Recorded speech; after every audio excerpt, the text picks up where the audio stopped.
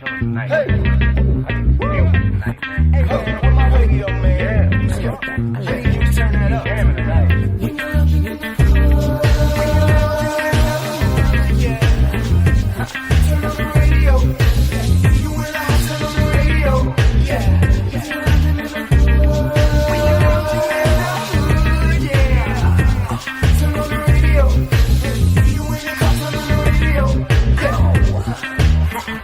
the way up like we in the club. Fly flashy, grown classy, still turn to the dub. Saturday mornings, no walk of shame, we fresher. 950 lounge, that's my guilty pleasure. I don't miss my favorite show, I put everything on hold. Work the baby, even the babysitter know. When 950 come on, don't bother. I'm locked in 10 to 1, no problem.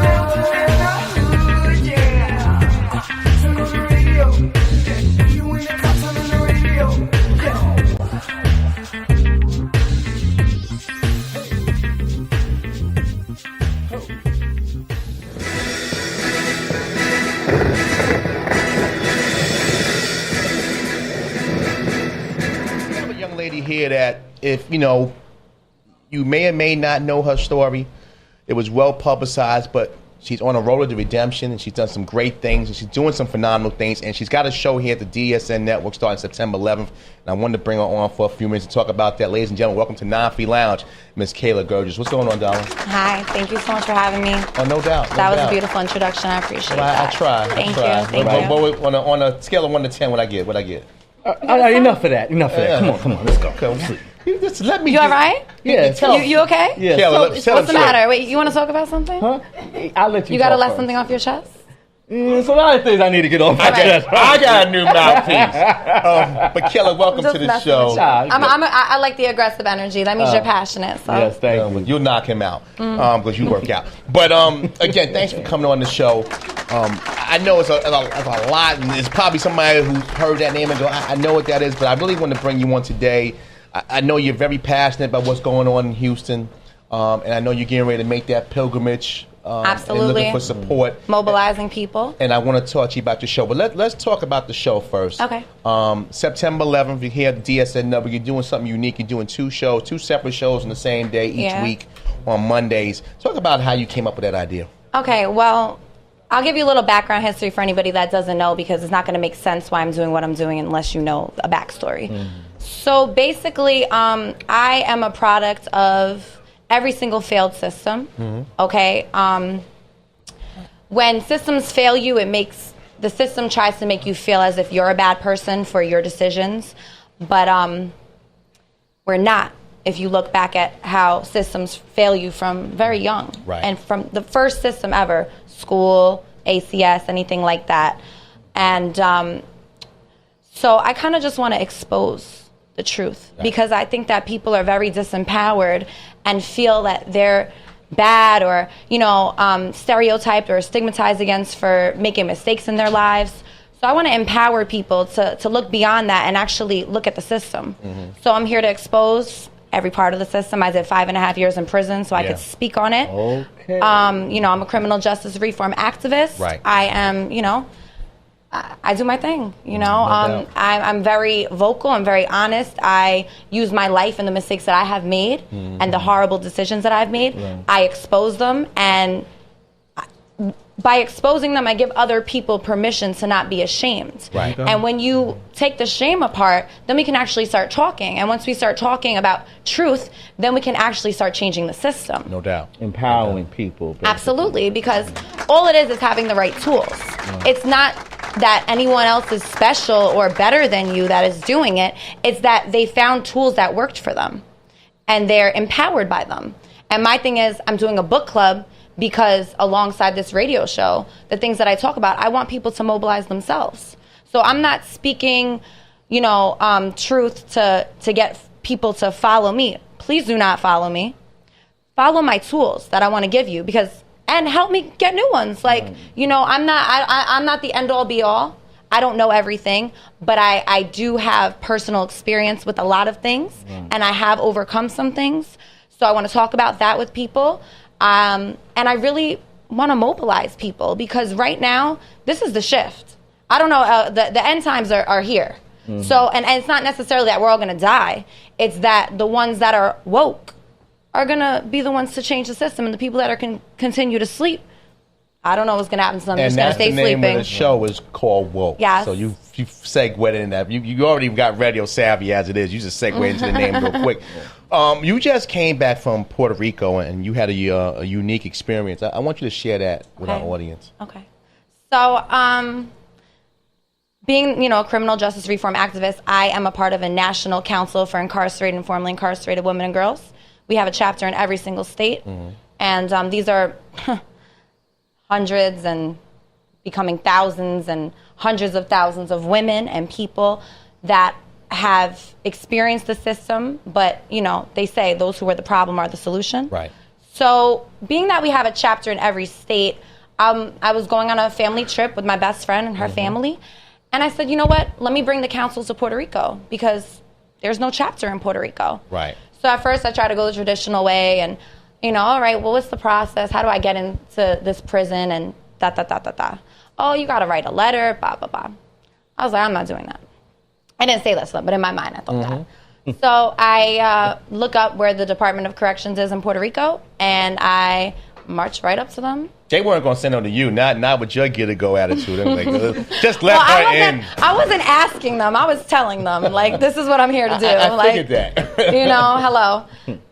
So I went right up there, and I said, hello, my name is Kayla Gerdes. I'm from the National Council for Incarcerated and Formerly Incarcerated Women and Girls. I gave them my spiel. Look me up by all means. Don't believe what I'm saying. Go do your research. So I said I want to have a meeting with whoever is in charge of your programming. Let me ask you that question. Now, when you get people who do that research, and again, we're going to bring you back for all that. Listen. But I'm just saying, when you get that research, it's got to be the first thing, like, what are you talking about, Willis? It's got to be that. I mean, the thing is that you will see my transformation when you type in my name. Definitely. Because the little girl that I was, and to give everybody, the elephant in the room, well, who is she? What happened? What? I was a teenage drug addict, was on drugs from a very young age, completely just a young girl that was lost, destructive, in pain, and looking to, avoid feeling. Because I didn't have those good feelings inside. I was molested. I went through a lot of things in my, as a child. And I was also just very toxic myself. It wasn't that I was a victim. I was also a crazy, destructive thing. And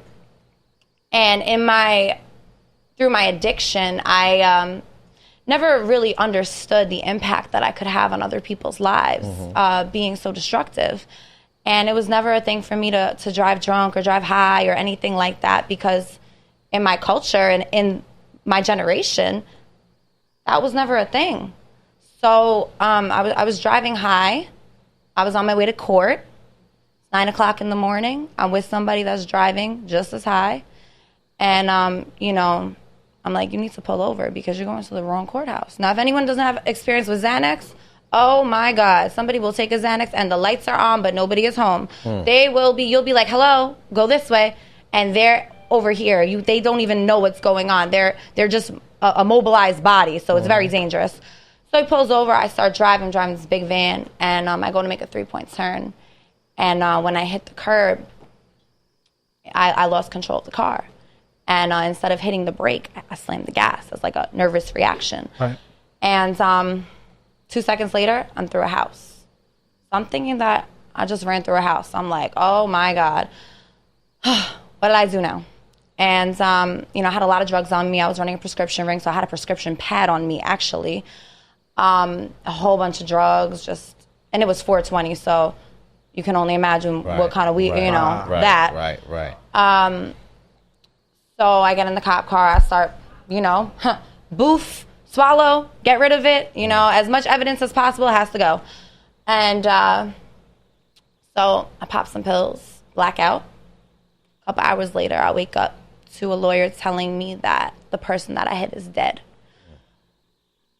And, you know, that changed my life. I was like, I could still, when I say that, remember that visual of me in the police station. Like, the whole room just spun, and I was just like screaming. Like it's a movie, it's not real. Screaming, crying, screaming. Right. It was so bad. So then I'm on the phone with my mother, and, you know, she's trying to calm me down because I'm like, oh, my God, I'm a murderer. Ah. She's like, relax. Listen, at least that wasn't a child, Kayla. Like, thank goodness that wasn't a child. Oh, my God. Do you know what that little phrase, what that did for why this story is what it is? Because, you know, and I don't blame anybody because I should have never said that. But in a moment of panic, I was like, you know what? Thank God that wasn't a child. That was on the front. That was twisted and on the front cover of every newspaper the next day that I said that the lady was old, so I didn't care. Okay, and don't you know, people told me that they heard me say that on the news, and I'd be like, pull it up. I want to hear myself say it. That's how people. That's how they knew me, as this girl that ran somebody over and was just like, oh, fuck her life. I don't care. And that is. I'm sorry for cursing. Okay. I apologize. I'm sorry. Passion comes out. I'm getting to know you, Kayla. That's okay. Yeah, like. But with that being said, and through that unfortunate day, you've made a turnaround. You have now made your life into helping others. Yeah. And I think while that's the most no one is perfect, and I know that you have to live with that consequence, you're doing something today and every day to make somebody's life better. I know we met the other day and sat down. I came away feeling like, wow, I really want to work with this young girl, because it's easy to, when things happen, just to, be the victim. It is hard to try to find redemption. Well, and you've done that. You have to take responsibility. But I tend to do this thing where I go all around the map. So I do want to get back to Puerto Rico because I don't want to, Well, let's get back to it right now. Yeah, let's get back to Puerto Rico, and then we can get back to that. So with Puerto Rico, I'm like, this is who I am. This is what I want to do. I want to have a meeting with the head of whoever runs this. So they got me a meeting the next day, which was like pretty unheard of because it usually takes months. So that's how I knew. I was like, all right, God, I know this is part of the plan. And I had a meeting the next day, and, I had my council shirt on, I had my paperwork, I had all of that. And I told them, I said, look, I want to know what the women need. And I can't tell you what they need, and you can't tell me what they need. They're going to tell me what they need. So I need access inside of your prison, and I want to speak with the women because I want to see what's going on, and I want to understand how, what the programs are and what the environment is like, and, I want to help them. Yeah. As my counsel, we, fight for everyone, especially women and girls who are, incarcerated or formerly incarcerated. And, I just know with Puerto Rico is very special to me because my babysitter who had a hand in raising me, she was Puerto Rican. Right. She is Puerto Rican because she's still alive, not was. So, and also I think that America does Puerto Rico really dirty. So it just felt right. And so I'm sitting at the thing, and he's like, how long are you going to be here? I was like, till Sunday, but I'll stay till Monday if that means going in. He was like, nah, you're going in Friday. I was like, okay. I was like, I'm ready. Yeah. Right.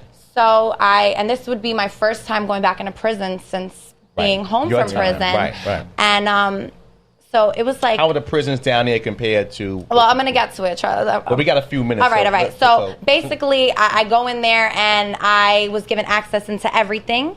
The women in maximum security, they are shackled at their feet when they're doing program hours, and they're locked in their cells 22 hours a day. It's hard to even think about anything else. Like a chain gang type situation. It's torture, okay? It's a fact, and it's been said that anything longer than, I think, 15 days in solitary confinement is torture. Yeah. So these women, they're doing 10, 20, 30, 40 years, and they're, So right now I'm going back to Puerto Rico probably in the next couple of weeks, But Houston now is kind of like on my radar. We got a few minutes, and I know it's so much. Yeah. And again, I know this is why I'm having a show. That's no doubt, and we good. Real quick, I want you to touch on Houston real quick. I know you're going out there next week. Yeah. So I'm not sure if I'm going to go out there next week. Okay. Because I'm trying to strategize, because I don't want to go there trying to help and then become a victim and not help people. So basically, I'm trying to mobilize everybody because everyone sees what's going on out there. I can't even go about my daily life without, oh my God. So on Facebook, I started a GoFundMe account. My Facebook is Kayla Gerdes. And what I'm doing is I'm raising money so that formerly incarcerated people who really want to be of service but don't have the funds so that they can go, because the Red Cross is saying that, they'll provide for people to come there and pay them, but you can't have a felony. So that is disgusting to me because actually people with felonies don't have jobs, most of them. So why wouldn't you? So I'm taking upon myself, taking initiative to mobilize the movement. Whoever wants to come, they're going to come. I'm going with or without anybody. Right. I don't need anyone to follow me. I would like for people to get together and show why formerly incarcerated people do deserve to be at the table. Right. Because we do care deeply for people's pain, and we have a lot of compassion because we've been there, done that. Well, get us that information. We'll pop it on our website. Make sure our listeners know about it. Again, September 11th. September 11th. First, the times? I think Susie and I are still figuring this out, but I think 10 o'clock on the first, viewing party while we're going on air live. You love a party, time. So we know that. Listen, look, work hard, play hard, okay? Look. Real quick, give us your social media information. People can reach out to you. Okay, so I have to change my social media name because it's becoming, needs to just be simple, but it's Kaylita, KAYLITAAA __. Make that simple. Yeah. I want to also look for my article. It's going to be in Teen Vogue next month. Yeah. Oh, yeah. Kayla Gerdes, thank you so much. We'll definitely have you back. Looking forward to Woke and whatever you need. Please tune in if you guys want to know the truth. Lady of Sky agreed. Kayla Gerdes.